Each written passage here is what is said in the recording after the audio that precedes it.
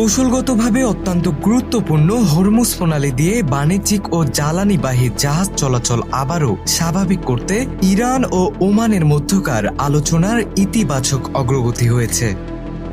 খুব শীঘ্রই দেশ দুটির মধ্যে একটি আনুষ্ঠানিক সমঝোতা হতে পারে বলে ইঙ্গিত দিয়েছে মার্কিন যুক্তরাষ্ট্র। এই চুক্তি বাস্তবায়িত হলে হরমুজ প্রণালীতে তেলবাহী জাহাজের নিরাপদে চলাচল শুরু হতে পারে।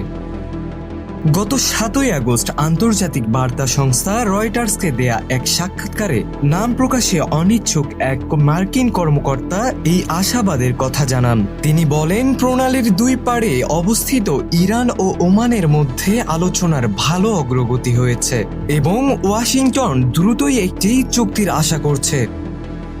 মার্কিন ওই কর্মকর্তা আরও জানান, বাণিজ্যিক জাহাজ চলাচল কোনো ধরনের বাধা ছাড়া পুনরায় শুরু করার বিষয়ে সমঝোতা ঘোষিত হলে ইরানের বন্দরগুলোর ওপর যুক্তরাষ্ট্রের আরোপিত অর্থনৈতিক অবরোধ তুলে নেওয়া হবে। তিনি আরও বলেন, তেহরান চুক্তি অনুযায়ী তাদের প্রতিশ্রুতি ঠিকভাবে বাস্তবায়ন করছে কিনা সেটির ওপর নির্ভর করেই ওয়াশিংটন পরবর্তী চূড়ান্ত পদক্ষেপ নেবে।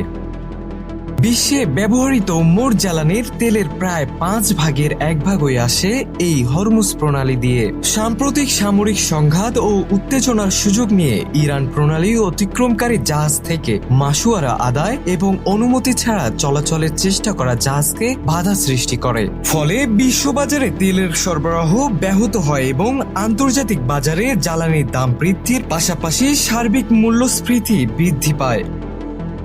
মার্কিন প্রশাসনের পক্ষ থেকে বারবার সমঝোতার ইঙ্গিত দেয়া হলেও তেহরান এখন পর্যন্ত এসব আলোচনার বিষয়কে আনুষ্ঠানিকভাবে স্বীকার করেনি। ফলে চলমান এই আলোচনা শেষ পর্যন্ত একটি দীর্ঘস্থায়ী শান্তি সমঝোতার রূপ নেবে কিনা তা নিয়ে আন্তর্জাতিক বিশ্লেষকদের মধ্যে এখনও অনিশ্চয়তা রয়ে গেছে।